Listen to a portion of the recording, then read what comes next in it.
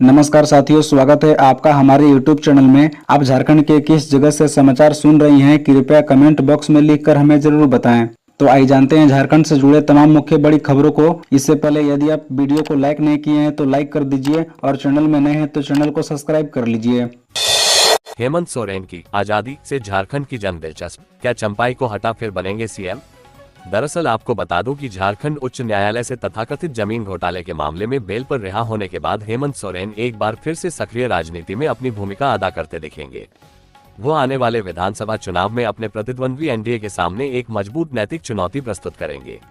31 जनवरी 2024 को प्रवर्तन निदेशालय के द्वारा इस केस में गिरफ्तारी के ठीक पहले हेमंत सोरेन ने सत्ता की बागडोर अपने पार्टी के कद्दावर और विश्वस्त नेता चंपाई सोरेन को सौंप दी थी।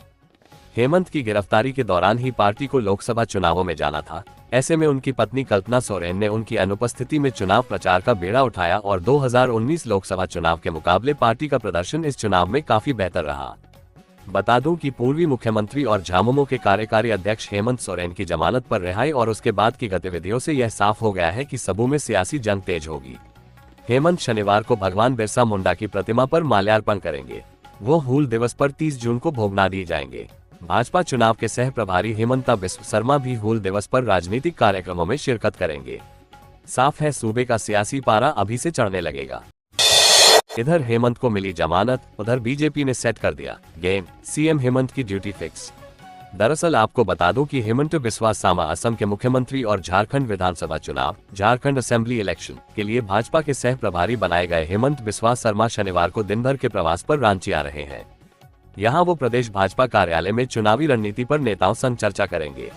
इसके अलावा हेमंत बिस्व शर्मा भाजपा के आदिवासी नेताओं से मुलाकात करेंगे और पार्टी को जीत दिलाने के लिए उनसे मंत्रणा भी करेंगे। बता दें कि उनका पूर्व मुख्यमंत्री अर्जुन मुंडा, अनुसूचित जनजाति मोर्चा के राष्ट्रीय अध्यक्ष समीर ओरांव, पूर्व केंद्रीय मंत्री सुदर्शन भगत, दुमका से लोकसभा प्रत्याशी रही सीता सोरेन, चाईबासा की प्रत्याशी गीता कोड़ा, प्रदेश प्रवक्ता अरुण ओरांव से मुलाकात करने का कार्यक्रम है। टाटा हटिया एक्सप्रेस 6 दिन रहेगी रद्द, 3 और 6 जुलाई को होगा रूट में बदलाव, सामने आई ये वजह। दरअसल आपको बता दूं कि रांची डिवीजन में विकास का काम होना है। ऐसे में 1860-1860-2 टाटा हटिया टाटा एक्सप्रेस 6 दिनों तक रद्द रहेगी। दक्षिण पूर्व रेलवे द्वारा जारी आदेश के तहत हटिया एक्सप्रेस 29 जून, 1, 11, 13, 15 व 18 जुलाई को रद्द रहेगी, जबकि 3 व 6 जुलाई को ये ट्रेन चांदिल से गोंडा बिहार से मुरी होकर परिवर्तित मार्ग से चलेगी। बता दें कि चक्रधरपुर मंडल के टाटा आदित्यपुर सेक्शन में शनिवार को 4.5 घंटे का पावर ब्लॉक लिया गया है। ऐसे में 1860-1860-2 टाटा हटिया टाटा एक्सप्रेस सहित 3 पैसेंजर ट्रेनों को रद्द किया गया है, जबकि 2 ट्रेन शार्ट टर्मिनेट रहेगी। दक्षिण पूर्व रेलवे द्वारा जारी आदेश के तहत आदित्यपुर रेलवे ब्रिज का गाड़ा बदला जाएगा। मुख्यमंत्री चंपाई सोरेन से मिले एशियन कुश्ती के कांस्य पदक विजेता विकास। दरअसल आपको बता दूं कि रांची, झारखंड मंत्रालय में शुक्रवार को मुख्यमंत्री चंपाई सोरेन से अंडर-17 सब जूनियर एशियन कुश्ती चैंपियनशिप में कांस्य पदक जीतने वाले विकास कच्छप ने मुलाकात की। इस अवसर पर मुख्यमंत्री ने राज्य के उभरते हुए पहलवान विकास कच्छप को इस उपलब्धि के लिए बधाई दी और उज्जवल भविष्य की कामना की। वहीं पहलवान विकास ने मुख्यमंत्री को एशियन कुश्ती चैंपियनशिप में भाग लेने से लेकर पदक जीतने तक की यात्रा का अनुभव बताया। मुख्यमंत्री ने कहा कि आप आगे इसी तरह मेहनत करते रहें और देश दुनिया में राज्य का नाम रोशन करते रहें, जिससे से खिलाड़ियों पर राज्यवासियों को गर्व है। पहलवान विकास झारखंड राज्य खेल प्रोत्साहन सोसाइटी JSSPS में रहकर प्रशिक्षण प्राप्त कर रहे हैं। ये राज्य के पहले पुरुष खिलाड़ी हैं जिन्होंने अंतर्राष्ट्रीय स्तर पर कुश्ती प्रतियोगिता में पदक जीता है। इस अवसर पर मांडव विधायक शिल्पी नेहा तिर्की, विकास की माता सुखमनी तिर्की सहित अन्य मौजूद थे। एक और मानहानि केस में राहुल गांधी की बड़ी मुश्किलें, अदालत में होना ही होगा पेश। दरअसल आपको बता दूं कि मोदी सरनेम को लेकर टिप्पणी से जुड़े मानहानि केस में लोकसभा में नेता प्रतिपक्ष राहुल गांधी की मुश्किलें बढ़ गई हैं। मामले में राहुल पर आरोप तय किया जाएगा। रांची कोर्ट ने पिछले दिनों आरोप गठन के बिंदु पर सुनवाई के लिए 6 जुलाई की तारीख तय की है। आरोप गठन के दौरान कोर्ट में बयान दर्ज कराने के लिए राहुल गांधी को रांची कोर्ट आना होगा। अधिवक्ता प्रदीप मोदी द्वारा 23 अप्रैल 2019 को दर्ज मामले को 30 सितंबर 2021 को MPMLA कोर्ट में स्थानांतरित किया गया था। इसके बाद कोर्ट ने राहुल के खिलाफ समन जारी किया। इस पर राहुल ने अर्जी दाखिल कर उपस्थिति से छूट मांगी, जिसे अदालत ने खारिज कर दिया। अब बयान दर्ज कराने के लिए राहुल को अदालत आना होगा। बता दूं कि लालपुर क्षेत्र निवासी अधिवक्ता प्रदीप मोदी ने सिविल कोर्ट रांची में 23 अप्रैल 2019 में शिकायतवाद कराया था। शिकायतकर्ता ने याचिका में कहा था कि राहुल गांधी ने मोदी सरनेम वाले लोगों को लेकर जो टिप्पणी की है उससे पूरा मोदी समाज आहत है। इसलिए उनके खिलाफ कानूनी कार्रवाई की जाए। 2019 लोकसभा चुनाव के दौरान राहुल गांधी ने मोदी सरनेम को लेकर एक टिप्पणी की थी, जिससे आहत होकर वकील प्रदीप मोदी ने उनके खिलाफ मानहानि का केस दायर किया था। ऐसा ही एक केस गुजरात में भाजपा नेता पूर्णेश मोदी ने भी किया था, जिसमें राहुल गांधी को 2 साल की सजा सुनाई गई थी। सूरत कोर्ट के इस आदेश के बाद राहुल गांधी की सदस्यता छिन गई थी। हालांकि बाद में ऊपरी अदालत से रोक के बाद उनकी सदस्यता बहाल हो गई थी।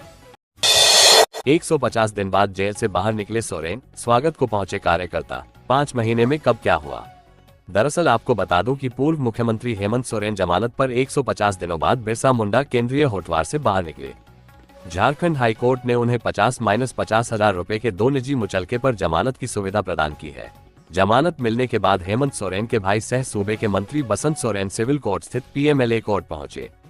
हेमंत सोरेन की ओर से उनके वकील ने बेल बॉन्ड भरा, जिसमें पहले जमानतदार के रूप में बसंत सोरेन एवं दूसरे जमानतदार के रूप में झामुमो के कुमार सौरभ ने हस्ताक्षर किए।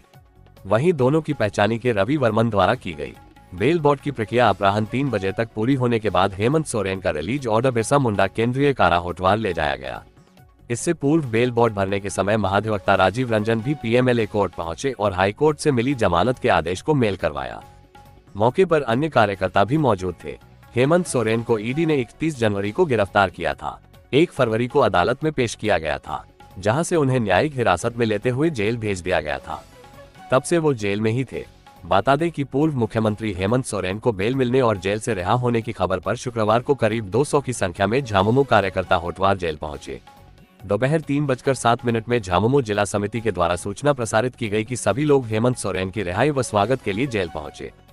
इसके बाद सैकड़ों की संख्या में लोग 3:38 बजे होटवार जेल झंडे बैनर के साथ पहुंचे और नारेबाजी करने लगे। झारखंड में अब 200 यूनिट बिजली मुफ्त, 15 लाख का बीमा भी देगी सरकार, एक साथ 3 तोहफे। दरअसल आपको बता दूं कि झारखंड में 200 यूनिट तक बिजली खपत पर अब उपभोक्ताओं को कोई शुल्क नहीं देना पड़ेगा, यानी उन्हें 200 यूनिट तक बिजली मुफ्त मिलेगी। मुख्यमंत्री चंपाई सोरेन की अध्यक्षता में शुक्रवार को हुई कैबिनेट बैठक में इस प्रस्ताव को स्वीकृति दे दी गई। सरकार के इस फैसले से राज्य के करीब 40 लाख बिजली उपभोक्ताओं को सीधा लाभ होगा। बता दें कि राज्य में अब तक 125 यूनिट बिजली मुफ्त मिल रही थी। इसके साथ ही कैबिनेट ने सीएम बहन बेटी मई कोई स्वावलंबन प्रोत्साहन योजना समेत 40 प्रस्तावों को स्वीकृति दे दी। बहन बेटी स्वावलंबन प्रोत्साहन योजना का लाभ पाने के लिए महिला का झारखंड का निवासी होना जरूरी है। साथ ही मतदाता पहचान पत्र और आधार कार्ड होना जरूरी है।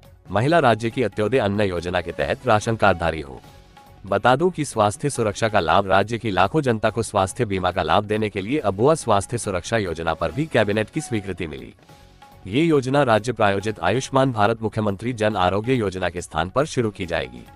सभी तरह के राशन कार्डधारी परिवार जो राष्ट्रीय खाद्य सुरक्षा अधिनियम एवं झारखंड राज्य खाद्य सुरक्षा अधिनियम के तहत लाभान्वित है, उन्हें इसका लाभ मिलेगा। ऐसे लाभुक करीब 33.44 लाख हैं। बिल के लिए मां को बनाया बंधक, 23 दिन बकरी के दूध पर जिंदा रहा नवजात, अब एचसी ने लिया स्वतः संज्ञान। दरअसल आपको बता दूं कि पूरा बिल जमा नहीं कर पाने पर रांची के जेनेटिक अस्पताल में नवजात से अलग कर महिला को बंधक बनाने के मामले का शुक्रवार को हाईकोर्ट ने स्वतः संज्ञान लिया। जस्टिस आर मुखोपाध्याय और जस्टिस दीपक रोशन की अदालत ने स्वास्थ्य सचिव को मामले की जांच कर रिपोर्ट पेश करने का निर्देश दिया। सिविल सर्जन को भी अस्पताल के निबंधन की जांच का निर्देश दिया। मामले की अगली सुनवाई 18 जुलाई को होगी। शुक्रवार को रिम्स से जुड़े मामले की सुनवाई के दौरान अदालत को मीडिया रिपोर्ट का हवाला देते हुए बताया गया कि जेनेटिक अस्पताल ने मरीज के साथ अमानवीय व्यवहार किया है। खूंटी के रनिया की सुनीता कुमारी को 28 मई को प्रसव पीड़ा होने के बाद रिम्स रेफर किया गया था, पर ऑटो चालक महिला के पति को झांसा देकर उनको जेनेटिक अस्पताल ले गया, जहां बच्चे के जन्म के बाद ये घटना घटी। बता दें कि अस्पताल प्रबंधन ने मंगलू से 4 लाख रुपए मांगे। उसने जमीन बेचकर 2 लाख दे दिए। शेष 2 लाख देने में उसने असमर्थता जताई। इसके बाद अस्पताल प्रबंधन ने सुनीता को बंधक बना लिया था। सूचना मिलने पर सीआईडी की टीम ने 27 जून को सुनीता को अस्पताल से मुक्त कराया। हेमंत सोरेन की रिहाई पर आया राहुल गांधी का रिएक्शन, क्या बोले विपक्ष के नेता। दरअसल आपको बता दूं कि कथित जमीन घोटाला मामले में झारखंड के पूर्व मुख्यमंत्री हेमंत सोरेन को हाई कोर्ट से जमानत मिल गई। सोरेन को जमानत मिलने के बाद शुक्रवार को जेल से रिहाई भी मिल गई।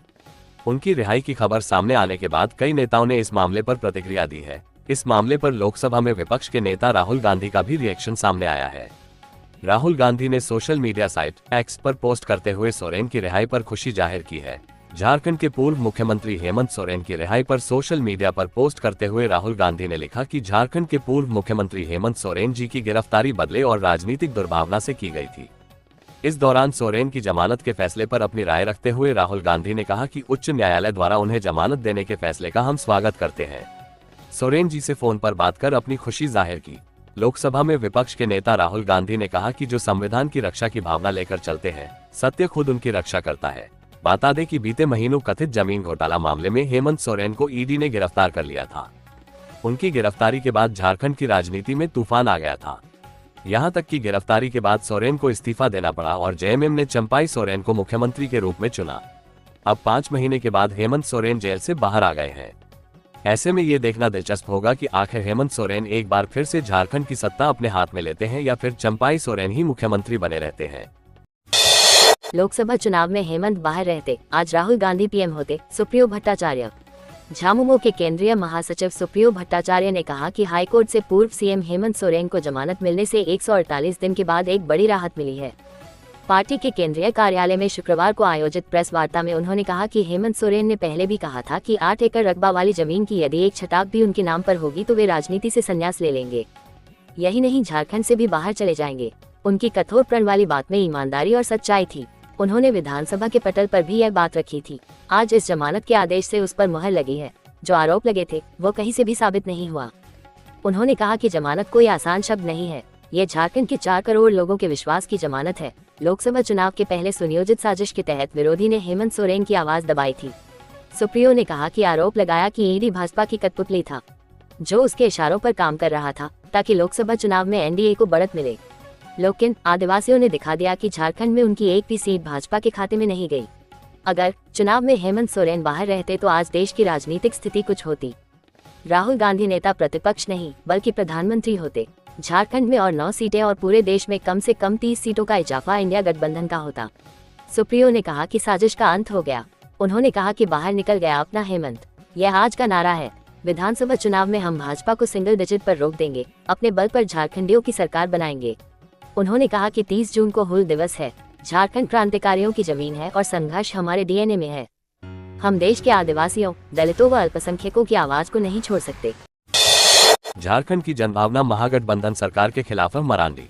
दरअसल आपको बता दूं कि प्रदेश भाजपा अध्यक्ष बाबूलाल मरांडी ने कहा है कि झारखंड की जनभावना गठबंधन सरकार के खिलाफ है। समाज के सभी वर्गों के लोग इस सरकार से त्रस्त है। जनता ने लोकसभा चुनाव में अपनी भावनाओं से अवगत करा दिया है। एनडीए अलायंस के खिलाफ जनता ने मतदान किया। एनडीए को 9 सीट देकर प्रदेश की जनता ने तीसरी बार मोदी सरकार बनाने की अपनी बड़ी भूमिका निभाई है। शुक्रवार को जिला भाजपा अध्यक्षों और जिला प्रभारियों की बैठक को मरांडी संबोधित कर रहे थे। उन्होंने कहा, पार्टी का एक एक कार्यकर्ता राज्य सरकार की विफलताओं को उजागर करे। ये सरकार झूठी और निकम्मी है। ये जनता को एक बार फिर तरह तरह की घोषणाओं से दिग्भ्रमित करने में जुटी है। हमें इसे बेनकाब करना है। बैठक में आगामी कार्यक्रमों की तैयारी, अभियान, 20 जून को प्रस्तावित कार्य समिति बैठक, अभिनंदन सह विजय संकल्प सभा के संबंध में विस्तार से चर्चा हुई। प्रदेश संगठन महामंत्री कर्मवीर सिंह ने जिला अध्यक्षों को सांगठनिक कार्यों में जुट जाने को कहा। बैठक में अनुसूचित जनजाति मोर्चा के राष्ट्रीय अध्यक्ष समीर ओरांव, प्रदेश उपाध्यक्ष राकेश प्रसाद, महामंत्री मनोज सिंह, प्रदेश मंत्री सरोज सिंह, सुनीता सिंह सहित मोर्चों के प्रदेश अध्यक्ष भी उपस्थित रहे। नीट पेपर लीक, 7 आरोपियों को दिल्ली ले जाएगी सीबीआई। पटना से प्लेन से ले जाने की तैयारी। देर रात हजारीबाग के प्रिंसिपल से हुई पूछताछ। दरअसल आपको बता दूं कि नीट पेपर लीक मामले में पकड़े गए 7 आरोपियों को सीबीआई की टीम दिल्ली ले जाने की तैयारी में है। मीडिया रिपोर्ट्स के मुताबिक सभी को प्लेन से दिल्ली ले जाया जाएगा। वहीं पटना के सीबीआई दफ्तर में शुक्रवार देर रात तक हजारीबाग ओएसिस स्कूल के प्रिंसिपल से पूछताछ होने की भी खबर है। इस केस में शुक्रवार 28 जून को झारखंड के हजारीबाग से सीबीआई ने 3 लोगों को गिरफ्तार किया था। इसमें ओएसिस स्कूल के प्रिंसिपल एहसान उल हक, वाइस प्रिंसिपल इम्तियाज और पत्रकार जमालुद्दीन हैं। एजेंसी तीनों को शुक्रवार रात करीब 10 बजे हजारीबाग से पटना लेकर पहुंची थी।